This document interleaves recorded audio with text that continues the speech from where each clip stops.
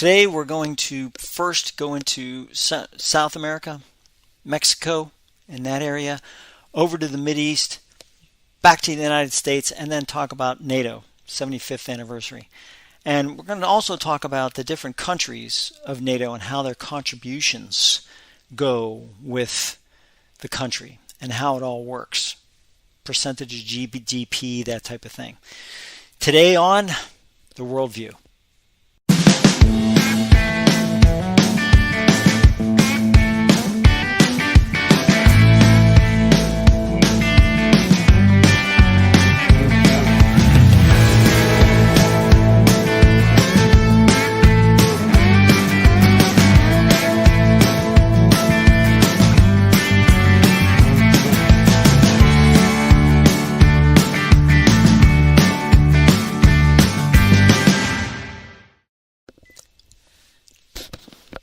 I think we're going to start today with some. We're going to start in South America, and then we're going to move to Central America, and then over to the Mideast area, and then work our way back towards NATO, that type of thing. So the first thing I wanted to talk about was mercury exposure, right? So the Yanomami tribe, a very, very old indigenous tribe, that areas in the Amazon, and they try to not be, how should I say, they try not to be influenced by outside, and they're kept at a situation where they can continue their indigenous ways, right? They can continue their ways of culture, that type of thing. Well, evidently, you got mercury exposure. There's illegal gold mining being done in their area. And they did a look at, they took some hair samples, they took some skin samples, they took some hair samples, some different samples, blood samples from the tribe, and found 84% of them had mercury poisoning. Or mercury exposure. So there's some real honest to goodness, no kidding issues with that area. And it's interesting because did this happen before? Did it, was it always there during Bolsonaro's time, or what's Lula going to be doing about this? So they're trying to get those illegal gold miners out, but at the same time they're trying to do conservation aspects. And you can see here, I mean, look at this. I mean, this is a legal mining area. They got rid of all this wooded area. I don't know, just me. But you mean to tell me that they could come in here, they could completely take out this area, they could dig these holes, they could do whatever they needed to do and not be identified and not be stopped? I don't know. I don't quite understand, but I don't know what goes on in Brazil, and Brazil is a very, very big country, so it's the largest country in South America. Let's just take a look real quick here. So this is what we're going to talk about next, but I mean, this is Brazil. Brazil is huge. Look at it. This is one of the largest countries here, right? Look at this. Look at how big Brazil is. This is, it's again, largest country there. Let's just see about how big we're talking about. So we'll just go north to south here. I mean, we're talking about 2,000 miles. 2,000 miles. That's length, right? Let's see what the width is. Width is about 2,300. I mean, and what are we talking about? When we talk about those areas. We're talking about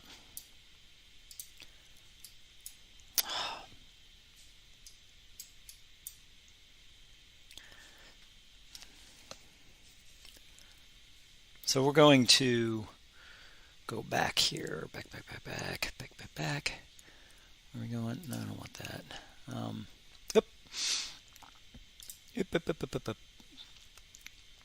This is what we're going to hit in a little bit. Just having a problem here. Screw it. So that's what's going on within the Amazon. Okay, let's let's kick over to Mexico. So now Mexico, right, severs diplomatic ties with Ecuador. Police storm the embassy to arrest a politician, the former vice president of Ecuador. The Mexico embassy is sovereign turf. It is Mexican turf on Ecuadorian land. What the Ecuadorians have done is by going in and violating the diplomatic sanctity, whatever you want to call it, of the Mexican embassy in Ecuador, they have put themselves in a very, very difficult position to get that person out of there. Who was it? Assange that was in an embassy for the longest time? Austria, someplace? I mean, nobody was touching him because he was in diplomatic area. Same thing with Snowden when he went to Russia. We weren't going to get him out of there because he went to the embassy. When he went to, I can't remember where he went to, Singapore, someplace like that, and went straight to the embassy. You do that, you're given protection because especially if you say that you're going to receive harm if you're released.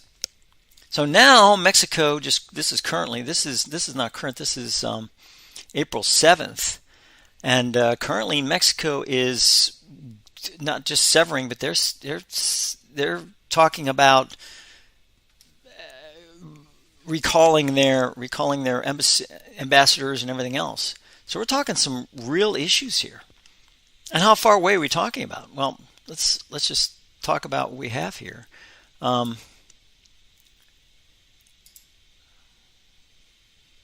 So I'll tell you what, let's do this. Let's bring this back up. Because for whatever reason, Google Earth is not cooperating. But I wanted to show you what you have here. So so here's Mexico here. All right? Where's Ecuador? Well, the simplest way to find it is if you had these grids, you could find it right. It's right along the equator, equator, right? So it's right along that area. So here's Ecuador here. So you have Ecuador, Colombia, and then Central America, and then all the way up, and finally to Mexico. So there's some different situations here that are happening in Mexico. They're not very happy about, and what's going to happen is they are going to get. Mexico is going to get some allies in the Central American area to side with them. And then we're going to have some issues when it comes to Ecuador. And Ecuador's already having issues. They're already having problems. They've had police raids. They've had different areas that are almost under a siege type situation in Ecuador. So it's not turning out well for them. And that's going to be a problem. So that is what's happening there.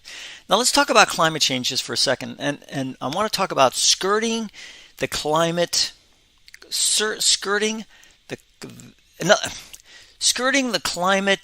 accords, whatever you want to call it,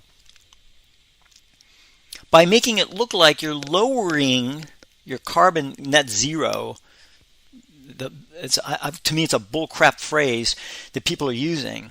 And what they're doing is, in the case of a place like Dubai. So Dubai, a Dubai company's staggering land deals in Africa raise fear about risk to indigenous livelihoods. Why would Dubai, let me go here. Why would Dubai, which is located here, okay, so it's located here, this is Dubai, in the United Arab Emirates. Why would they want land in Western Africa?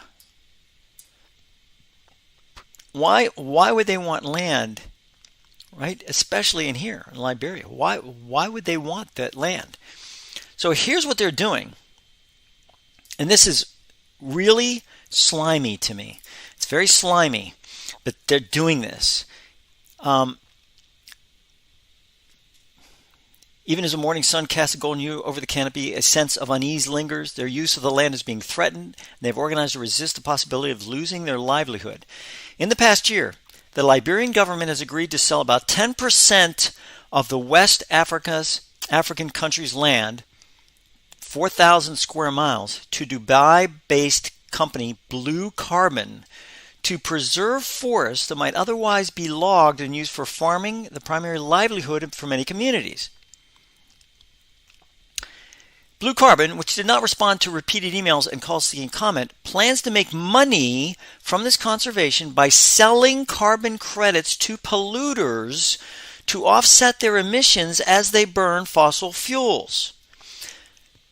Climate change is climate change. It's going to change. It's going to change back in 30 years. Wait 30 years. It'll go back the way it was. It'll go back. A lot of people are sitting back saying, Jesus, it'll happen in 30 years. Well, of course not, because climate change takes 30 years, 20 to 30 years, according to the definition of climate change. In the meantime, what's happening is, because of a COP and all the other crap that's going on, is that they're making up these rules. People are skirting the rules, and they're saying, we're going to go net zero. And the way they're going to go net zero is do this. They're going to sell carbon credits to polluters to offset their emissions as they burn fossil fuels. So it's going to be net zero, folks. It's going to be net zero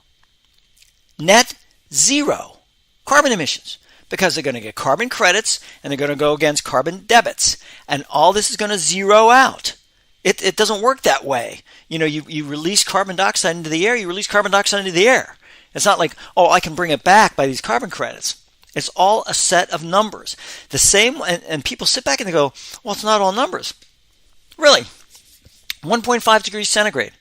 Those are numbers. And everybody freaks whenever somebody talks about that. 1.5 degrees centigrade. Do you realize in COP28, or COP26 or whatever it was, they said you got to do that over a period of 20 years. You have to have 1.5 degrees centigrade over a period of 20 years. 20 years. So if you have it over a month, 2 months, a year, it doesn't quite work that way. And plus, even when you see the climate over a period of the last 6 months or last 2 years or 3 years, it goes up and down. It goes above 1.5, below 1.5. That's what it does. And when it evens all out, it's going to be about 1, maybe even lower than 1. So this is a situation where you have this blue carbon that's doing this, and there are other people doing this too. There are others doing it because they want to get that net zero, and they figure to get to net zero, they're going to sell. People are entrepreneurs at heart. They see money in this. Blue carbon is going to preserve the forests, take away the livelihood from the communities in West Africa, to save to give carbon credits to others, individuals that are polluting. China's doing this. China is outsourcing their pollution. They're outsourcing their pollution to Europe. There are steel mills in Europe that are polluting like the devil, and it goes round and round. And this is what happens when you have a bunch of bureaucrats, and they are bureaucrats, sitting around COP28 talking about all this great and glorious stuff they're doing with carbon credits. People can use carbon credits like they use everything else. It's a shame. It's really a shame. But I'll tell you one thing. I give credit to Blue Carbon. They're making money off the deal. Anybody else making money off this deal? I wonder if any of the U.S. politicians are making money off this deal. I don't know. Hard to say. Just won't talk about that. So, and what's this? UAE, a major carbon emitter, aims to go net zero by 2050. Oh, well, of course. Yeah. World's highest emission rates per capita, ahead of Australia and the United States. Well, let's just see. Where's United Arab Emirates? Where is it? I don't know. Let's see. United Arab Emirates. Where's that? Let's see. Oh, that's where Dubai is. The UAE. Oh, I see. I see. I get it now. I get it. Okay. Maybe Dubai is going to get these carbon credits and then sell it to companies in the United Arab Emirates that are currently the major carbon emitter. But they're going to go net zero. Net zero. Interesting, right? So I just thought I'd throw that out at you. You guys can do what you want with it, but this is what my research shows. Let's talk about something else. Europe. How about climate change in Europe? Europe want climate change, but not lifestyle change poll. Okay, so just to let you know, let's see, when was this? When was this done? When was this done? According to polling conducted last week, just 31 British adults have read or heard much about COP28, COP26 so far. So this is year or two ago, right? Compared with 63 answering the contrary, either not very much, not at all. Okay, international field work, blah, blah, it goes on and on and on and on. But the bottom line is this. Attitudes toward environmental action at the policy level are a mixed bag. In nearly every country, large portions support the policy of greatly expanding government investment in renewable energy, such as solar, wind, and tidal power, including majorities of pluralities of Britain, Germany, blah, blah, blah, blah, blah. But in other areas, public support is tentative and variable, such as banned on the sale of petrol or diesel vans in car or a frequent flyer tax. Okay, that's fine. What about this one? Many Europeans want climate action, but less so if it changes their lifestyle. Now, this was more than 11 months old, but just to show you, and I just want to make sure that people understand the past here, because a lot of people say, they go, oh, their attitudes have changed. Maybe, but not here, not in this situation. I mean, look at this. Only eat fruits and vegetables that are in season. No problem. Still 50%.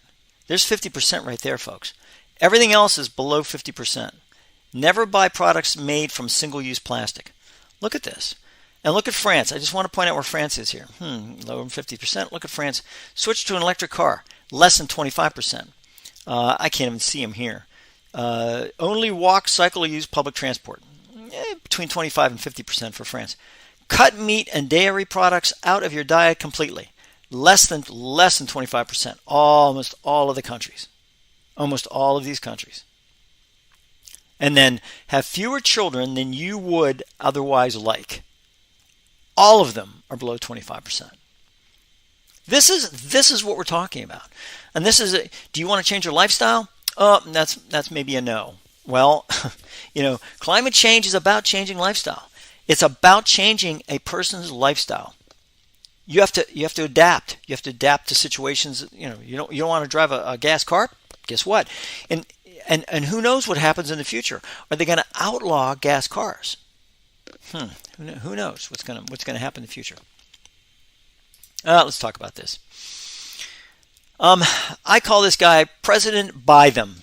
He is buying them, and I'm going to prove this as time goes on. I'm going to prove it with NATO, and I'm going to prove it with this. New plan to give student loan relief to many new borrowers. Here's this guy right here, Mr. President, who is now going to unveil his new plan to give student loan relief to many new borrowers. On my dime, on your dime, on the taxpayer's dime. This guy how much does he give?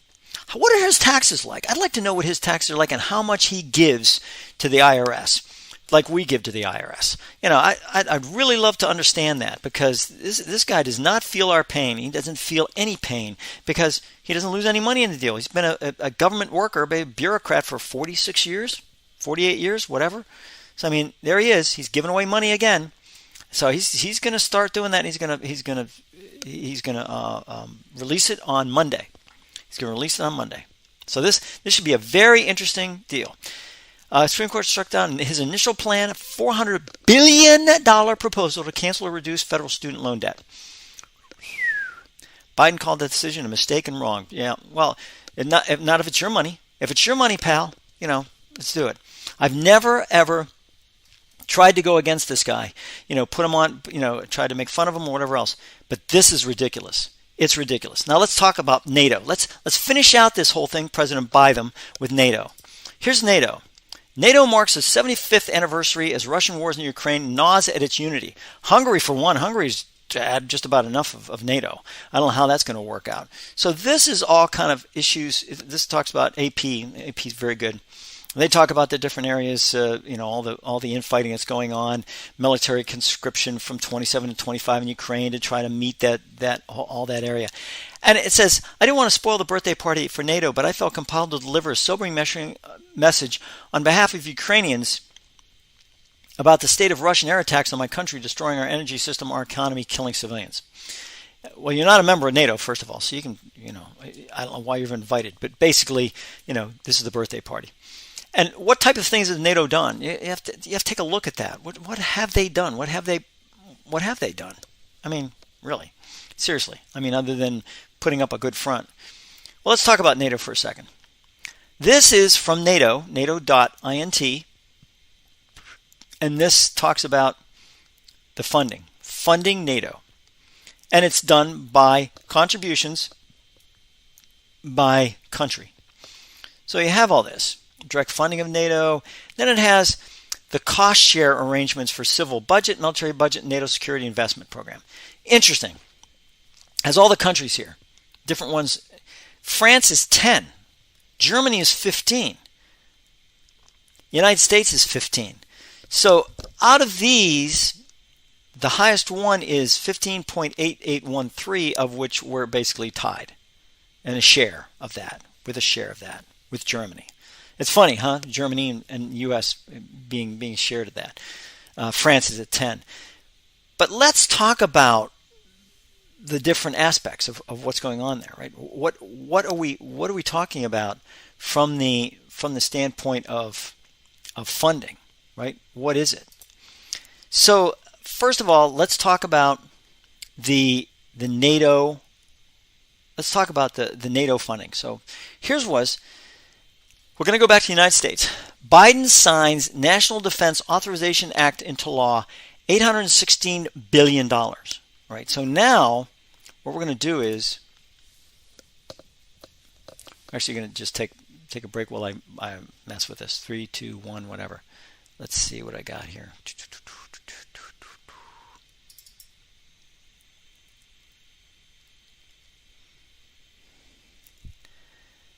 I don't want this. It's okay. NATO funding.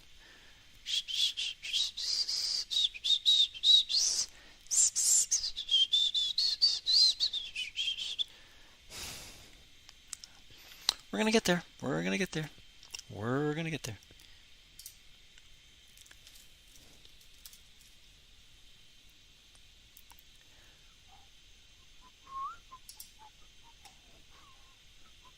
Funding NATO. Oh, you gotta be kidding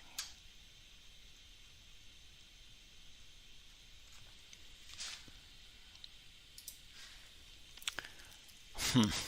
I had it too. Dadgummit.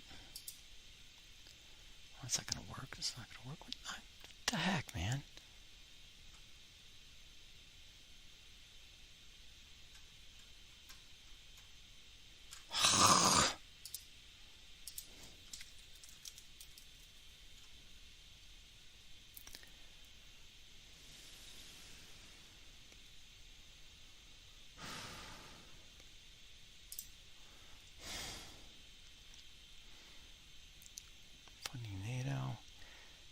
Country to use that. I don't want this. I want frickin' NATO.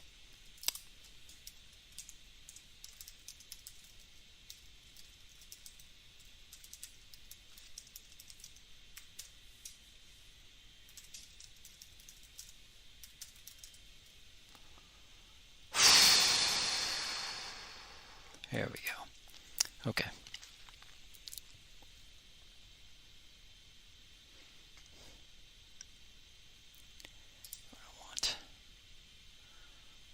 Oh, it's a download. Okay, got it.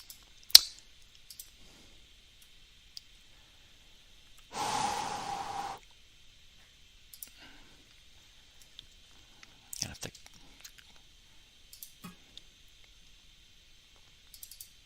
There we go. Okay.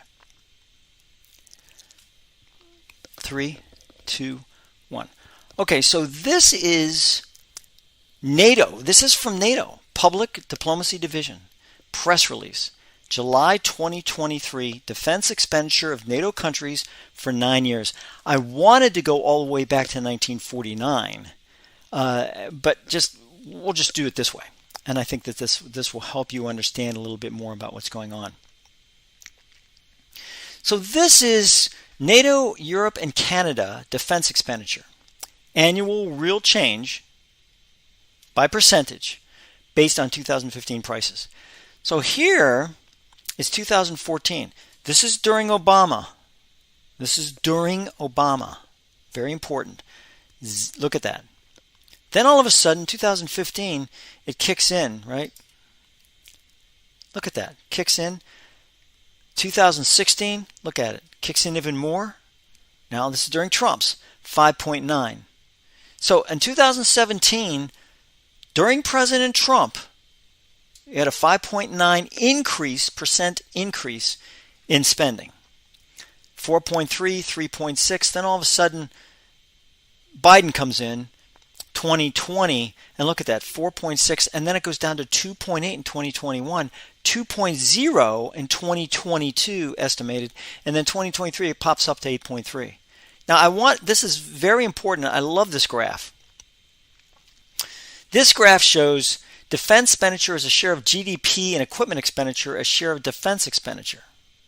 First of all, I don't understand why they do GDP. That's a bunch of bullcrap. They need to do it by defense expenditure, period. How much you're expending, that's what you need to have. So this is the USA. Look where the USA is. The median is 27.8%. We're above that.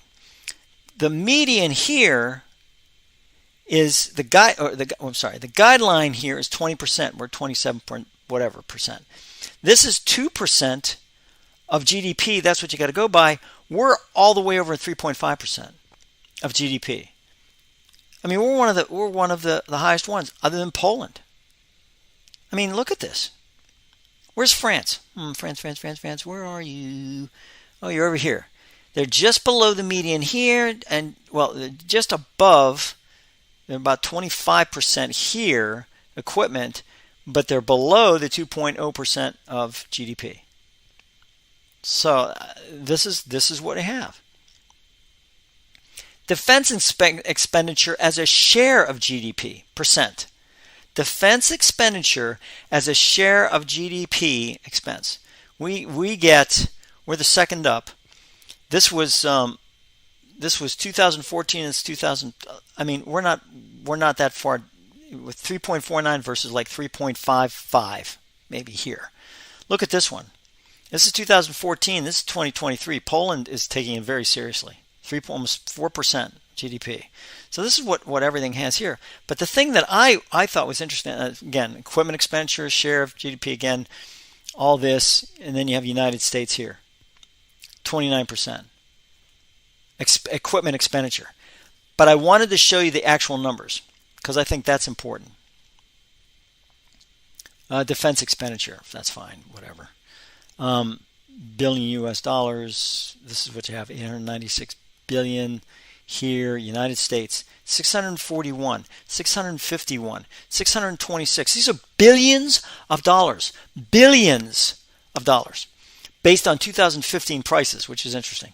743, 723. But if you go actual, and I love this one too. This is a great chart because this shows 1999, Hungary, Poland, Czechoslovakia, Bulgaria, Estonia, all these different areas, Romania, Slovakia, Albania, all these different, Finland is the last one here, and you can see all of a sudden it went down around the 90s here, went down again. Now let's take a look. It went down during Obama's time, right? When did he come in? He came in 2012. Look, it hit its lowest ebb in 2014. Why was that? Interestingly enough, that was probably before the Russians annexed Crimea. Then all of a sudden, bang, it started to go up and up and up and up and up. Main categories of defense expenditures, they have all that. Infrastructure, major equipment, personnel, all this stuff. And see where USA is here. You can see what we're giving. But I just love, that's fine. Let's talk about prices here. Million national currency units. That means these are in billions, right? So you have Hungary here, right? Look how much they're given. Look how much Hungary is given. Million national currency units. They're given $1 trillion. Almost two. We're giving almost $1 trillion. $860 billion in 2023 estimated. 821 here. 793 here. I mean, overall, I mean, Hungary they were down in here. All of a sudden, boom, they popped up. So they're giving a lot. I mean, defense expenditure. I said, this is amazing how much they're doing here.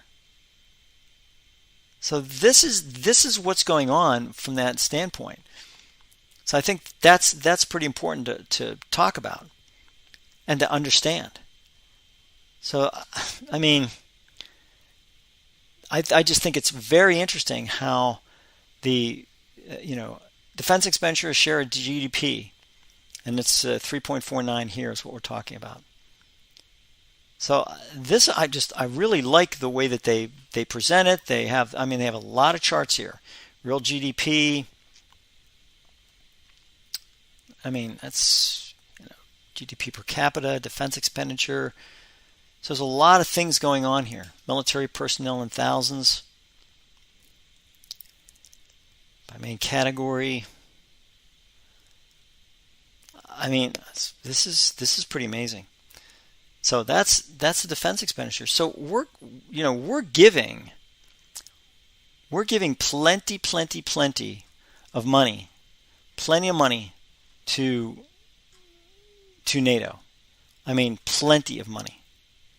I mean, this is absolutely amazing how much we're giving, and it's very interesting how these things are occurring. What's going on? So, I mean, the United States, I mean, defense expenditure, NATO, Europe, and Canada. I mean, look what's happening here. So I would say that we're giving plenty of money to NATO. Plenty of money to NATO from that standpoint. So I think that's pretty important. And there's no problems here from the standpoint of how much we're giving or what we're giving here. So I mean, Hungary, lots. I mean, this is very interesting how this pans out. So the NATO guideline is 2% here. Everyone below here is not. They're not keeping up with what the NATO guideline is. And it's interesting, it's NATO guideline. It's not like they force you to do this, but dadgummit. United States, 3.49. Finland, boom, 2.45. So Finland is, they're keeping their word. Even something like Latvia is doing better.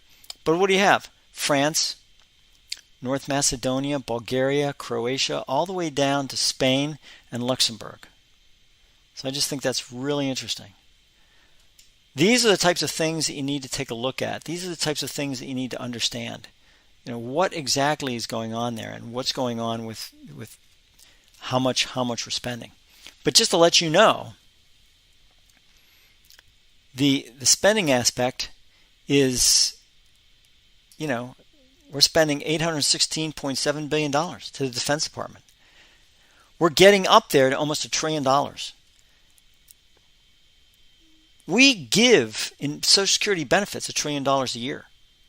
That's mandatory. That's a mandatory expenditure. This is something that occurs every year. I hope you enjoyed today the worldview, all the different things we talked about, different aspects. Hopefully, didn't get too far off track or try to get on a soapbox, although I probably did today. Sorry, but I hope at least some of the different sites that went to the websites will help you to get some research and understand different things of what's going on. But thanks so much for participating and for seeing the program, and hopefully it gave you a better worldview.